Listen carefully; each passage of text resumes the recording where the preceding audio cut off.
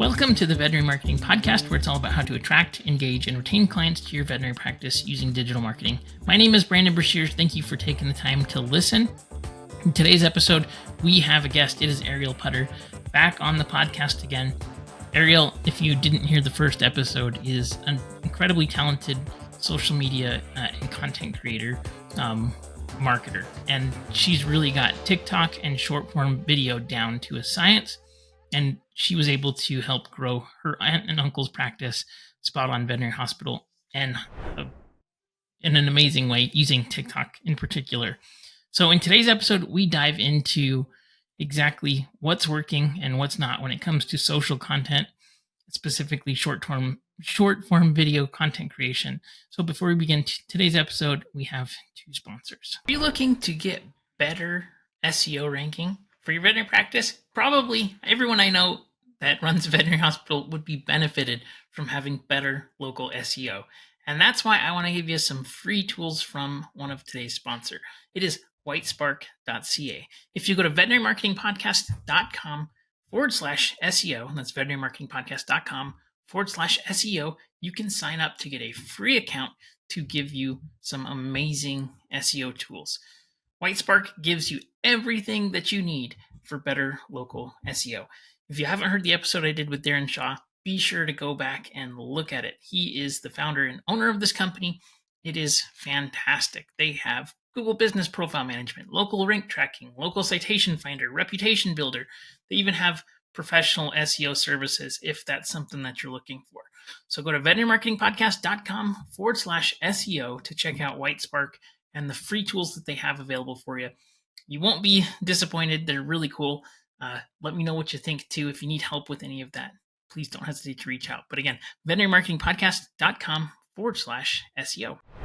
Have you ever said to yourself, I wish I knew where these clients were coming from? If you've ever been wondering, what is actually driving conversions in your practice, then I have something that I think will be great for you.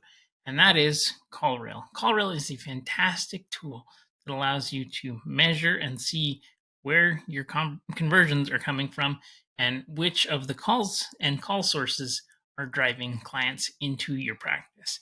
CallRail makes it really simple to not only see where your calls are coming from, but the AI tools that they have that track and record the conversation so that you can assign outcomes to the calls is amazing. I highly suggest all of the clients that I have use CallRail. And if you've ever wondered where are my clients coming from, you can try CallRail out for 2 weeks for free. If you go to veterinarymarketingpodcast.com/CallRail, you'll be able to try CallRail for yourself and finally know where your clients are coming. Now, in today's episode, Arielle's really giving us a lot of great insights. So she does content creation, consulting, and marketing consulting for veterinary hospitals now full-time, which is really cool. And so she's using her talents to help veterinary practices. So if you're interested at all, be sure to send Arielle an email. We're very thankful that she was so gracious to come on the podcast again, and hopefully we can have her on the podcast again. But I can't tell you how much I think that the stuff that she's talking about is important. Even if you want to do paid advertising or pretty much any kind of marketing that you want to do, short form is not going anywhere. It's only getting more important. And so I think this episode is full of fantastic insights. Thank you so much for coming on the podcast, Arielle. All right. Well, thank you so much for being on the podcast, Arielle. Second time on the podcast. I really appreciated you being on here last time as well. So thanks again for coming back. Thank you for having me. So real quick, for people who didn't listen to last episode, you were here. Can you just real quick describe how you got started in the veterinary industry and kind of what you do? Yeah, absolutely. So when I first came on, I was working for Spot On Veterinary Hospital and Hotel. They're in Stamford, Connecticut, and opening another location in Westport. And it was my aunt and uncle that ran the practice. So I started not really knowing what we were going to do. And I ended up taking the social media really far. I think when I left just around a month ago, all combined, we were at like 300 million views, 50 million likes. So it really took off. And I discovered a niche for myself in this veterinary community. And now that I've since left, I'm working with clients individually, both practices and brands, to help, consult for their social media, and it's going great. Perfect. Yeah, I think that's such a unique and valuable skill set that you have, and the stuff that you did with Spot On was amazing. It's ridiculous to think how many views you got them. That's Well, wild. thank you for your help. You really helped inspire me and motivate me. So I have to attribute some of that to you as well. Well, I appreciate it. I take credit for all of the views for sure. So, uh, one thing that I get a question on all the time is how do we actually create a plan, or what does that look like?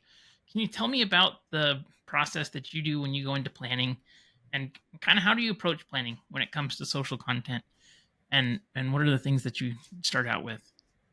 Yeah, I think that when we're talking about, smaller businesses, smaller practices, smaller brands, not these major corporate brands, I find that planning less is more impactful because I think it allows you to be more authentic.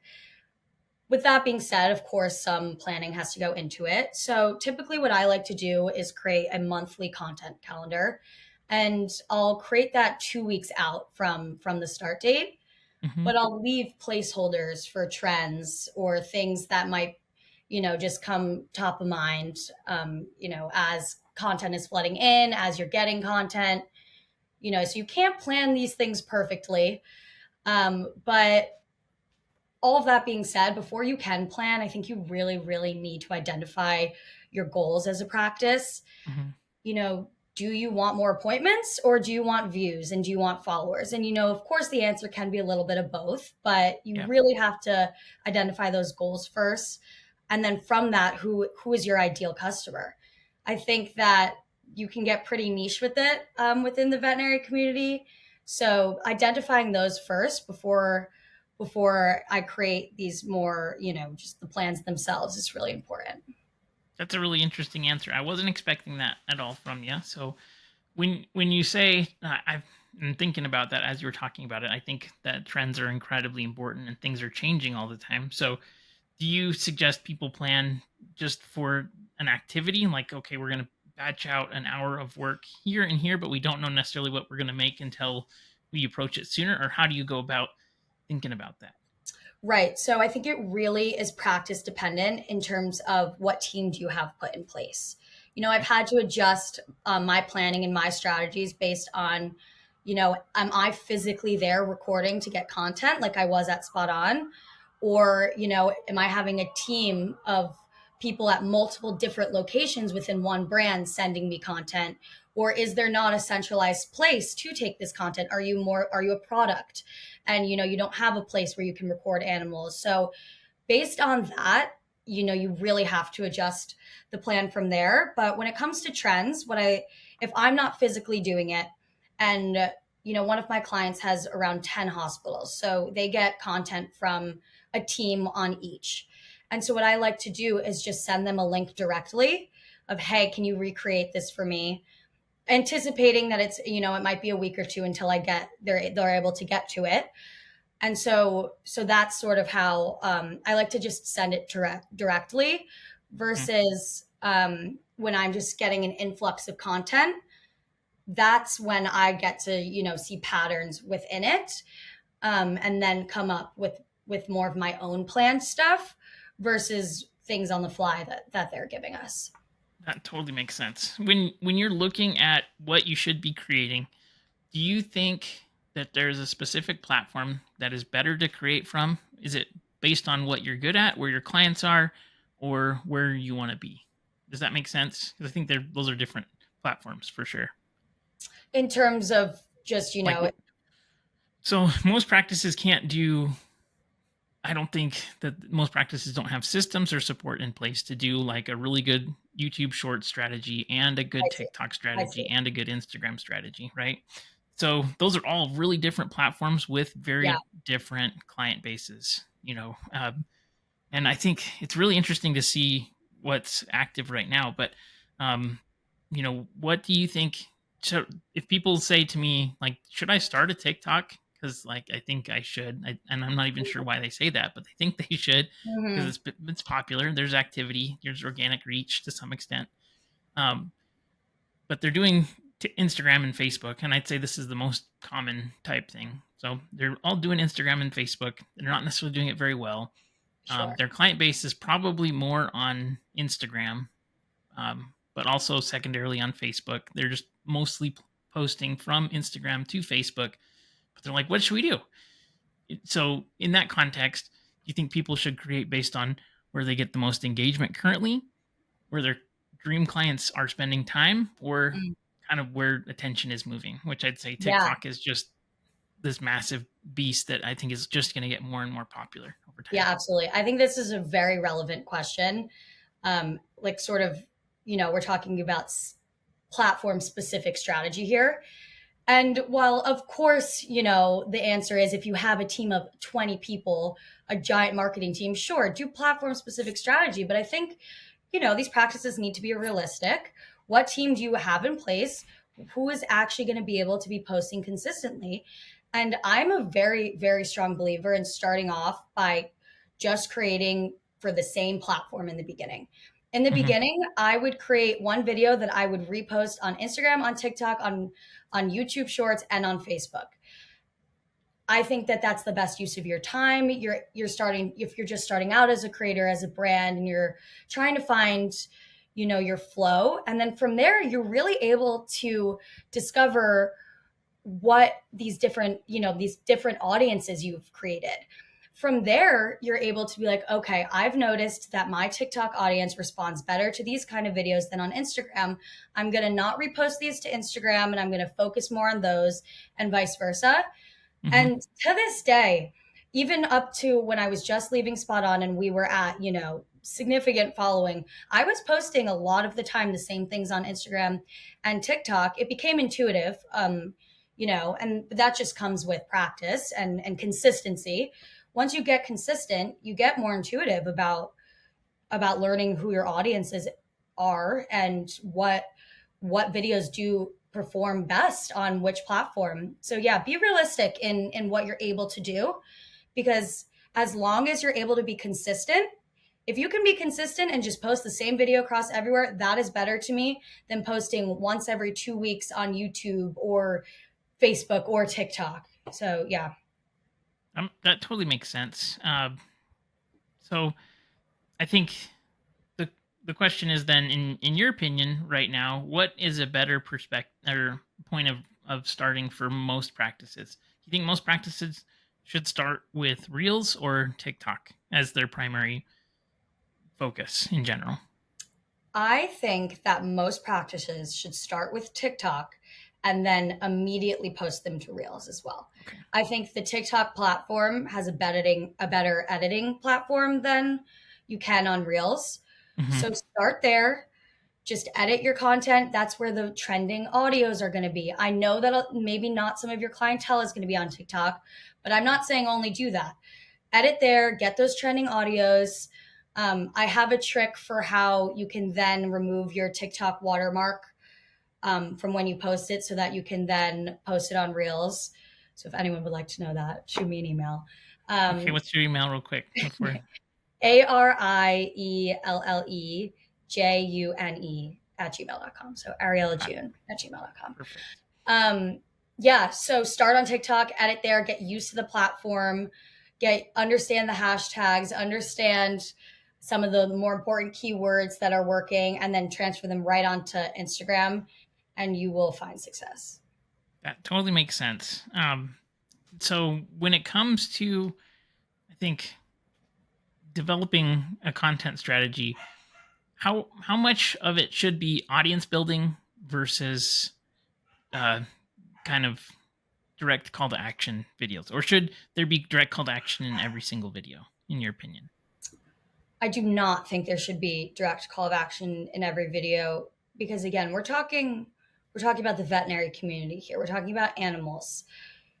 If your audience will find out really fast if you're just trying to make money, if you're just trying to bring more clients in or trying to sell your product. We're talking about people's babies here. We're talking about real life people and things and animals, not a clothing brand. So being as authentic as possible is super, super important. And there's ways to be authentic and have it be a call to action, doing a Q&A with a really fun, like charismatic vet, and having them hold a dog in the video, and cutting to videos of dogs throughout it. That is a call to action in itself. You're building trust with your audience and that veterinarian. Or even just doing some behind the scenes videos. What are people most afraid of when they're dropping their animal off? Well, I don't get to see what goes on. So pulling back the curtain a little and making those videos, these more behind the scenes videos, with how your practice is treating these animals, that is a call to action because it's building trust. So I think that's more important than get your free first exam today. Of course there's a time and place for that, but I'm not the paid media specialist. That's you. I'm more organic. So when it comes to that organic, yeah, definitely being more authentic.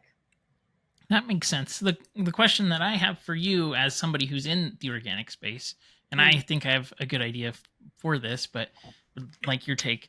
So it seems that the follower count is not as important, and I think like pretty much everybody across all platforms, including YouTube, agrees that subscriber count is not the number that you go for really.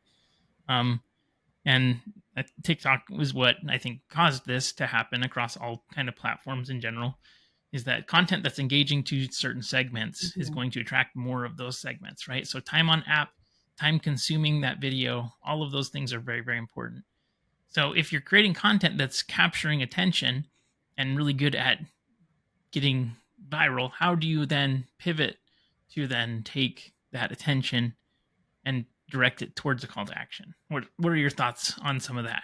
Because Yeah. it seems like if you're creating organic content, it's getting out there, right? But people aren't necessarily following you. I mean, it does come, but it's not the primary thing that happens anymore.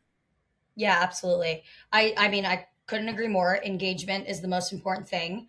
And that's definitely the KPIs that I will focus more on than follower count. I think that a lot of times the way to bring a call to action from more engagement is just to continue to engage with the community. I love responding to comments. I think that's so important. Respond with more videos. Respond with, answering their questions. A lot of times they'll, even if it's just where are you located, like you can turn that into something that is a direct call to action. Because I also think that when it comes to the veterinary community, what nobody is ever just going to see one video and then go online and book an appointment. That's not a thing. You need to build some more trust. Either they're then going to, maybe they won't follow you, but they're going to scroll through your whole feed. They're going to look on your website, so getting that in order is important too. So yeah, I think it's about just engaging back with the community. Yeah. I like that answer a lot. I think that is really good. And I mean, it's true across every point of contact that people have. That's one thing that I've been seeing a lot, listening to calls from the ads that we're running. People will call, especially for euthanasia or something, and they'll get all this info about this pet who's kind of getting to the point where it's almost time, right? And then they just say, okay, thanks, bye. Instead of like, would it be okay if I called you in a week just to check and see how things are doing? Like that difference of engagement is so important, and it doesn't cost anything but like 2 minutes, and same thing with videos. And I see that too.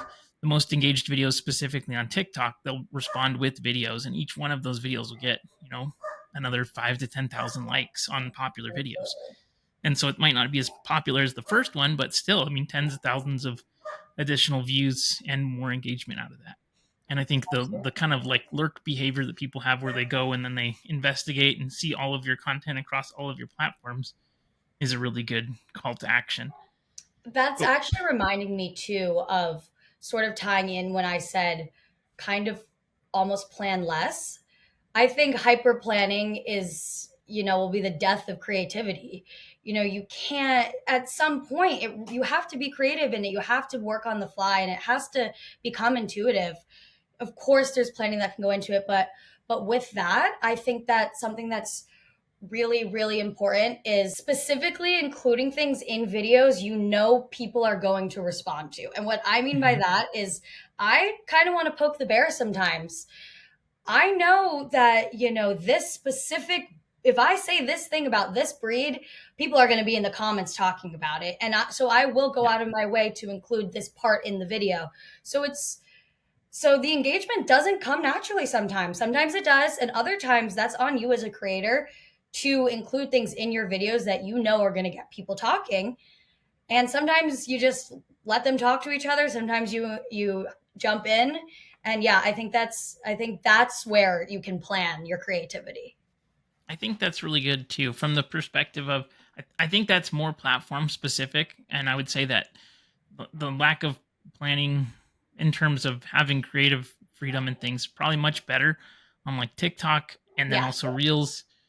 Whereas like on YouTube, you have like the top trending videos. It's like by no mistake that they're there. They spent like months or even years sure, making sure, them. sure. But I think that's an important distinction though. So with TikTok though and videos, if somebody's starting out, how much time should they be putting into like idea creation, publishing, editing, like all of that stuff, or should it just be make it and publish as much as possible and then get Yes, feedback? that's, I believe, make it and publish. However, I think that your number one focus when you're starting out is just source content. Get as much content as you possibly can. And then Hmm. from there, you're able to ideate from there. I'm a bigger supporter of get content before you ideate. Of course, there's times where like I want to do a vet Q&A or I want to do this trend and here's my idea, here's my shot list, let's go get this, let's go get this recorded. That there's a time and place for that and those do very well. But I think Yeah. mixing it in with getting your organic content where however you're sourcing it and then look for the patterns within those videos and then just post them. Once you get those patterns and you're seeing the videos, oh, I can add this trend or I mean, I can add this audio. That's where I find you find the most success in the beginning. I think that's a good point. And if you look at the content that is getting hundreds of thousands of likes and views, it's not overly produced. It's not Correct. Correct. tremendously planned. It's like somebody setting their phone down in their kitchen and then Yeah. Well, talking I to it. think it's a really important thing to note and something I feel very strongly about is I don't know if you were going to ask any questions about like upcoming trends and stuff, but this is relevant where I've said the word authentic already, so I won't go down that route. But what you said, these don't overproduce. There's a time and a place for it, but we are seeing a massive de-influencing movement happen. People Yeah. we're on social media too much and it's too curated. We can tell when someone is trying to sell us something and consumers are sick of it. We're seeing major brands come away from their influencer brand trips and instead are bringing their real customers. We're seeing a massive, massive de-influencing movement. And so with that, as creators, you need to adapt and be as authentic as possible and show your personality. I said this the first time we met, but it's as true as ever now. Less production, of course, there's time and place for it. But I think a great example of a time and a place for production is Duolingo's account, um, Yeah. which I know we it's over talked about at this point, but it's a great example of how sometimes just these quick, easy videos are doing better than they did. I think it must have cost them hundreds of thousands of dollars to produce some of the other more curated content, and it doesn't even do as well. Yeah. They're so good at commenting on relevant videos as the first Hmm. comment with just funny things, and then you are like, oh yeah, I forgot that app exists, and then you go check out their content. But that Yep. engagement strategy is incredibly good. I saw one Yeah, recently. It was I did that. I hilarious. started doing that with Spot On, and it was really fun because it worked. People would then come over to our page from it and see those are the perfect examples of you can't plan too much about that. That's just where your creativity comes into play. We couldn't possibly predict another video that's going to go viral from another brand that you're going to comment on. So that's Yeah, what I mean about planning less. definitely. That totally makes sense. With any of these platforms, and specifically, I'm starting to see more in terms of search. And I'm actually not even. I should be making videos on TikTok also. I haven't been, but You got to get on uh, there. I know for sure. Are there tools on TikTok specifically that help you to figure out, like, topically what you should do? Is there any tools around search that you care about, or is that just not second, not important primarily? So, I mean, I don't create with like for SEO first. Hmm. That's more of a second thought to me.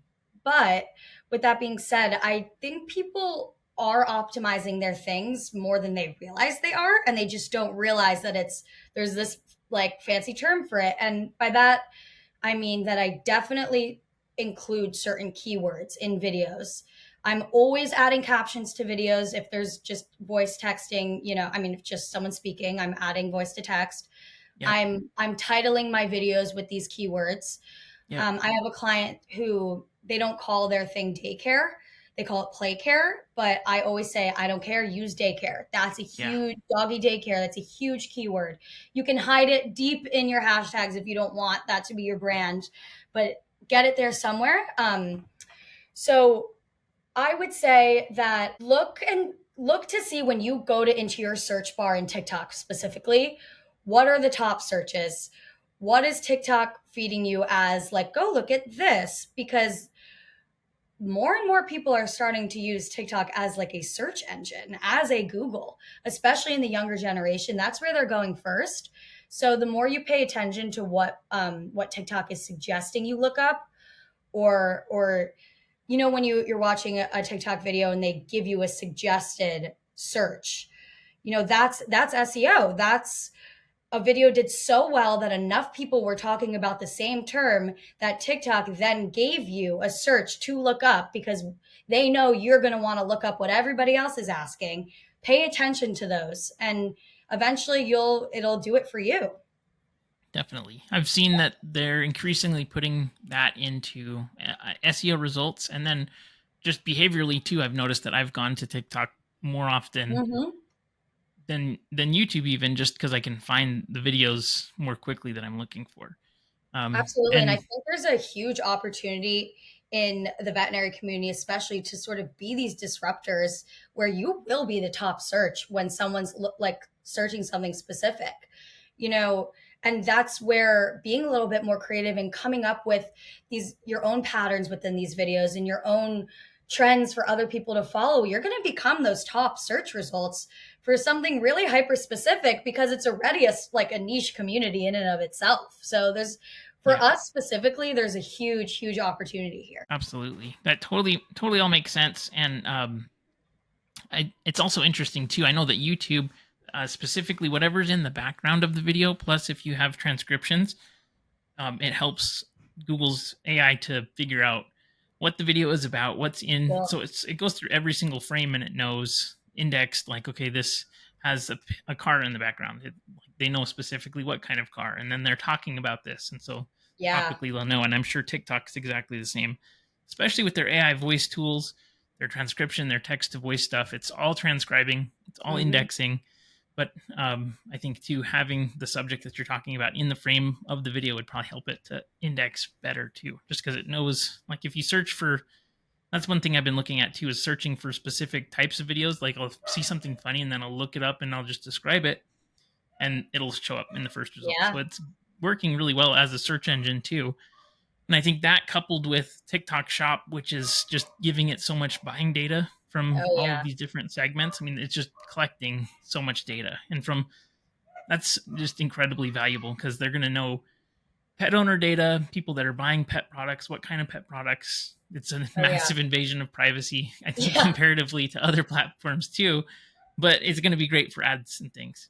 Yeah. So It's great for that, but not maybe for our personal lives. exactly. But that's one of the hardest things too, is that when clients come to me from a standpoint of, if we're not targeting based on like a client behavior when it comes to ads, it's going to be based on demographic, and being able to target people with creative that's going to target the right demographic is, I think, the most important piece of advertising from, like, if we want pet owners that own French bulldogs, we need this type of content Mm, that they're going to resonate to. Versus, you know, and that's going to be if you're on Facebook or Instagram. And so taking this content that is organic and then using it as ad creative is, I yeah. think, the best thing to do. There's a Gary Vaynerchuk's new book, Day Trading Attention. He talks about this a bunch, and I've been saying this for a long time too. But it's exactly what you're talking about, where you take content that works, that gets the right Yeah. engagement for the right type of pet owners, and then you just put a call to action on it because Yeah. it's Yeah. going to be relevant. So Absolutely. definitely. Um, with this, do you think the AI, a lot of people are trying to use AI for all kinds of things. I use it for a bunch of stuff. But what is your take on AI for content creation in general? Yeah. I think that you can utilize it for some of the back end kind of stuff.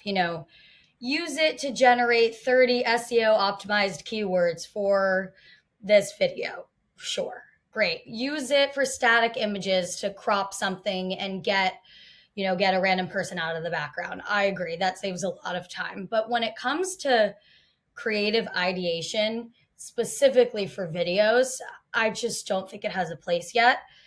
I'm not saying ever. I mean, it's going to advance in a way that it's going to be hard to ignore, I'm sure, when it comes to videos. But again, it's important to make the distinction here. Like we're talking about practices, small brands. Sure, is HBO's TikTok account going to use AI to make some dragons on some TikToks? Hell yeah, that's great. Good for them. But we're talking about smaller practices here.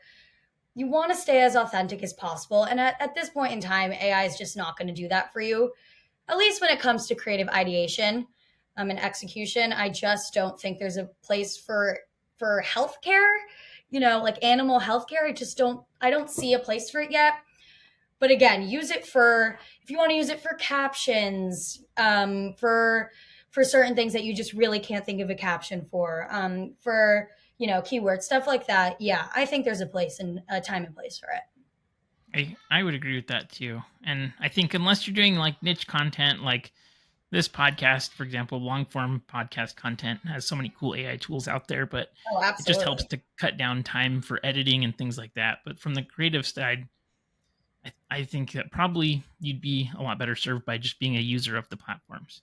Yeah, And I'm coming from a point of view of someone who's only really worked with small businesses or smaller mhm, brands, and just creative organic content. So I know there is a time and place for AI for things, but for specifically what I'm doing, I don't see the it fitting yeah, in I just yet. agree too. And I really think that people like to try to emulate these large brands, but Hmm. I think most large brands are actually missing it more often than they're, Agreed.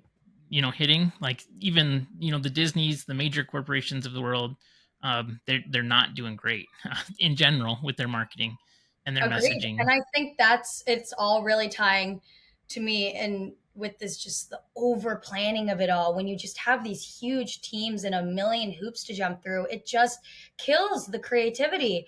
Yep. And and the thing with social media is you got to churn this out fast. When there's a trend or you're just a series that's working, I mean, it's a pretty fast turnaround until it becomes irrelevant. So Definitely. And so when you find something that's working, how often do you keep going back to that? Because I think people oftentimes will think, I need to reinvent the wheel here and keep coming up with new ideas and new things to talk about. Like they've already heard about that. We don't want to do any more of that.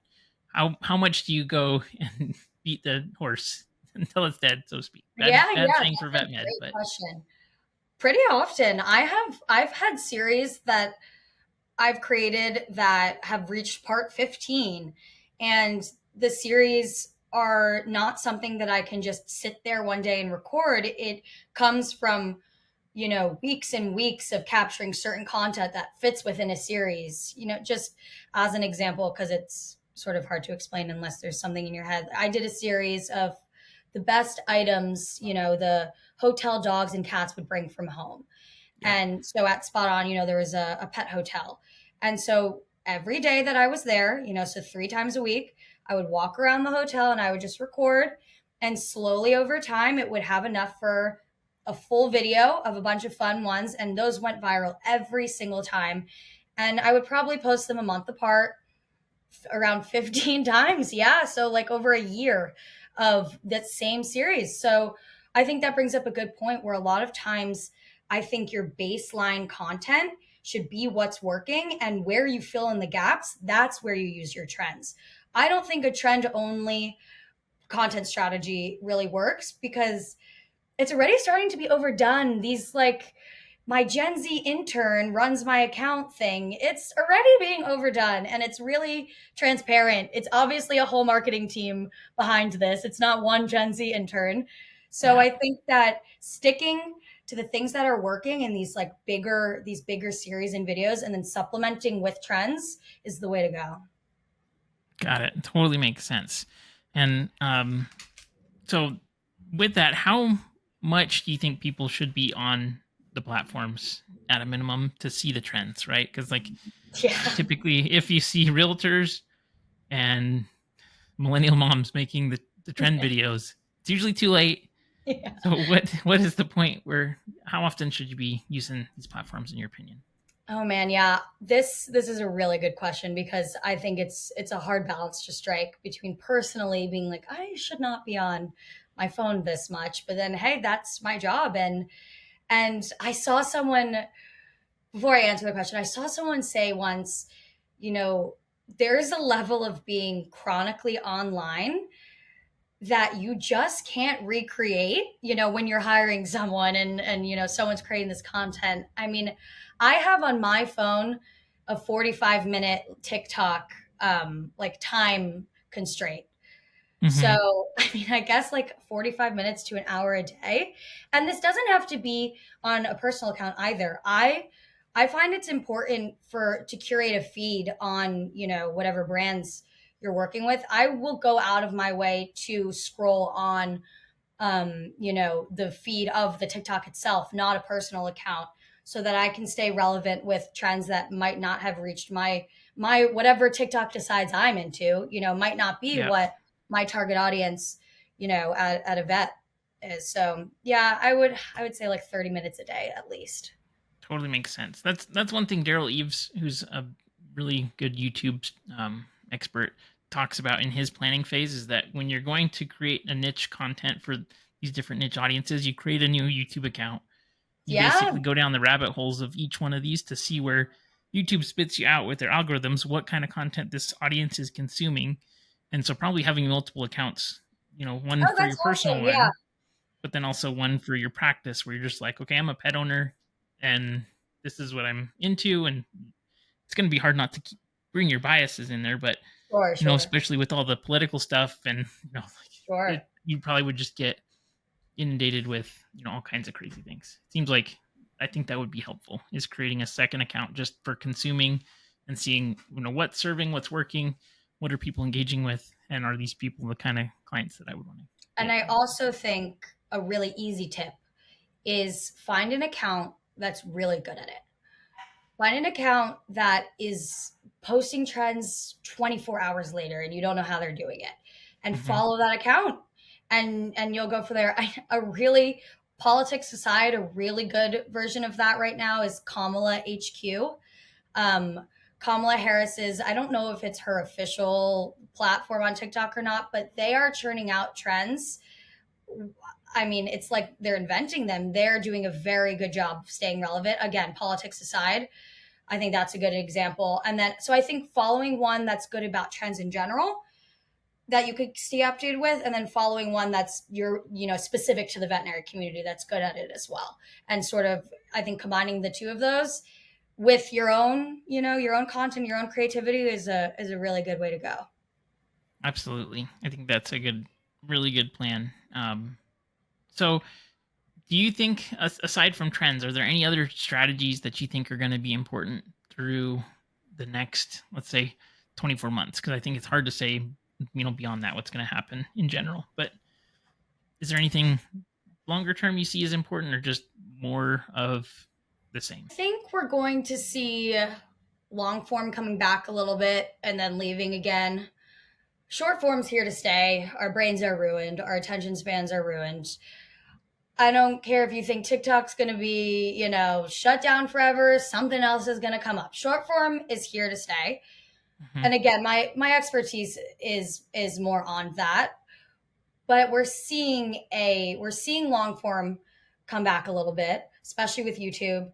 TikTok's forcing you to they want you to be on the platform longer. They want you watching as much as possible. So I can see that coming back a little and then leaving again.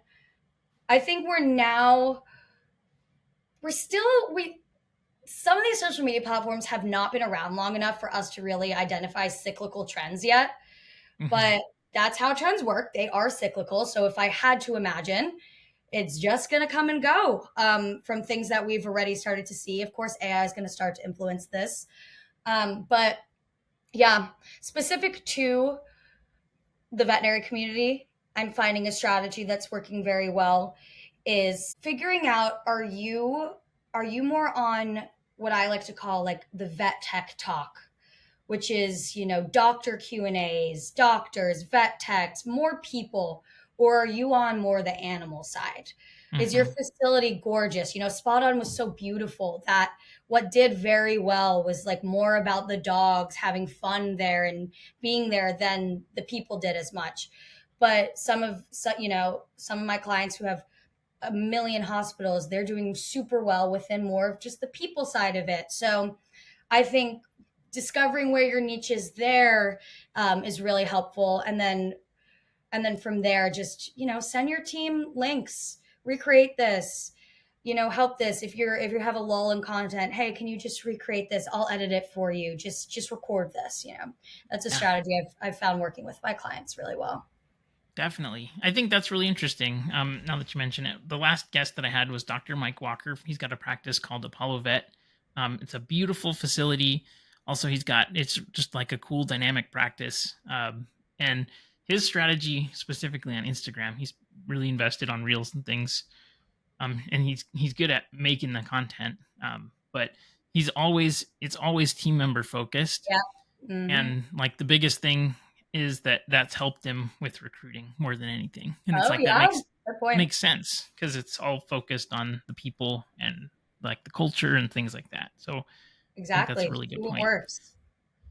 Definitely. I think what you said about long form, I think long form is definitely still viable, but I think you have to be so niche with it, right? Like you'll sit down and watch 12 episodes that come out on a niche show that you're really invested in, but it has to be super specific. And I think that's the thing that people lack is they create long form that's just too general and then kind of boring because it's general. But I do think kind of like looking at where TikTok has opportunities for retaining people, right? They definitely have the long form is missing from their formula in general. So like that's kind of the only place that they, I think, can go, right? Right. So right. long form, maybe something with podcasting. That would be really interesting if they added like podcasting features. And I don't think that they have any desire to do that, but they already have the e-commerce stuff that's really strong, really effective. They're good at short form. And usually platforms don't just stick with what they're good at. They start messing up by adding in stuff that they're not. Yeah, sure. They get a little greedy. Well, speaking of podcasting and TikTok, that was the first thing I thought of when you were like, you need to get on TikTok more. I think that type of long form content does well when you are literally just posting us right now, our faces talking to each other. People will get locked in on that because it's better for attention span when you can watch the people talking and there's like edits and captions versus maybe someone who doesn't want to just sit there and listen to a podcast. So stuff like that, there's a big opportunity for. Yep, I agree too. And I think actually podcasting is a big opportunity from a content perspective. Oh, for sure. Going deep with your clients and talking about, all the things that you want to really invest in with your clientele and things. So I think make these vets characters online, make them people that they know their names, and then the opportunities are endless from there. Then they come up with a podcast and you want to listen to Dr. Whoever talk about this because you knew who that is. Like curate their personalities, make them characters. I love doing that with the animals too.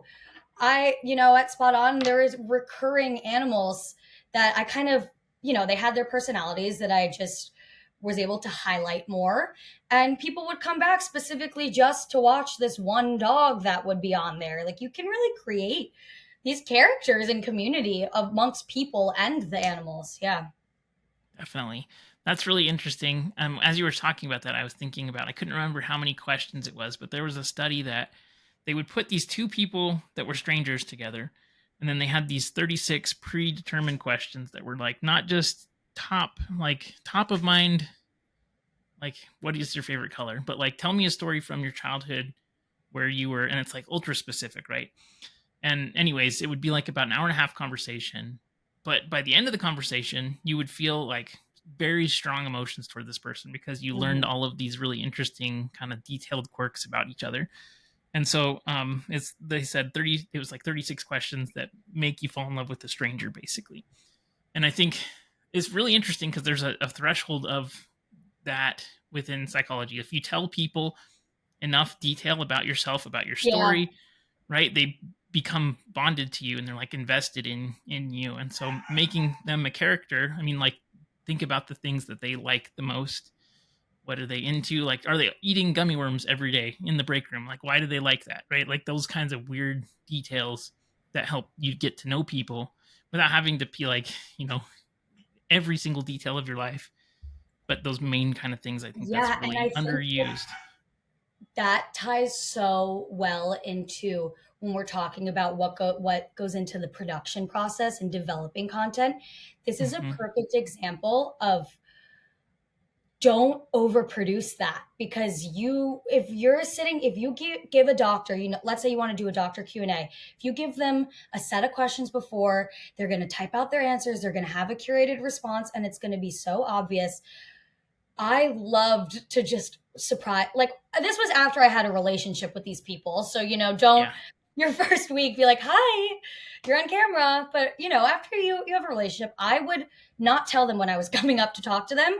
And sometimes I would if it was something really specific and I needed, "Hey, do you have any advice?" But a lot of times I would not tell them and I would just start recording and I would walk up to them and I would get the best content. It would go so viral. It was so authentic. It was hilarious. And yeah, so it's a great point of coming back to when we were talking about how do you produce this content. Yeah, when it comes to people, don't overproduce it. definitely. Don't overproduce it. Don't overthink it. And Yeah. figure out kind of what everybody's into and go with it. I think that's really good. Um, so is there any kind of final thoughts that you think that we didn't cover in terms of things that are really, really important right now that practices can do that you don't see them doing in general? Yeah. I think just as like a general thought, we're talking about animals here. What else is there that people love? Or, I mean, that is the most universally, like, binding thing. Food, animals, and like babies. It's the Hmm. best things you can invest your time and money in. And it breaks my heart when I see people not just to the core of it, just showing their love for animals. In these videos, it's so simple sometimes. Even if it's just a compilation of all the senior dogs that came for their checkups this week. Yep, That's all it is. The dogs are doing the talking, the senior animals are doing the talking. It's pulling at our heartstrings. The definitely. puppies are doing the talking here. Yeah, so I would say take a step back from planning too much. Record and source as much content as you possibly can, and then really start to go through it, find the patterns you naturally see from it. That's I feel that is my specialty as well. When I first start working with a client, I ask for as give me all your content and I want to see what I can do with it. And then from there, I'll be like, okay, I see a lot of this, get me more of that. So starting off by just getting as much content as possible, not trying to plan and overproduce too much, and focus on the animals. Focus on those sweet animals. Absolutely. I love that. So you mentioned you're doing consulting and things and working with practices. How do people get in contact with you and what kind of clients work best with you? Who you looking for and who likes working with you best? Yeah. So you can get in contact with me with the email I had just said, arielljune@gmail.com, or connect with me on LinkedIn.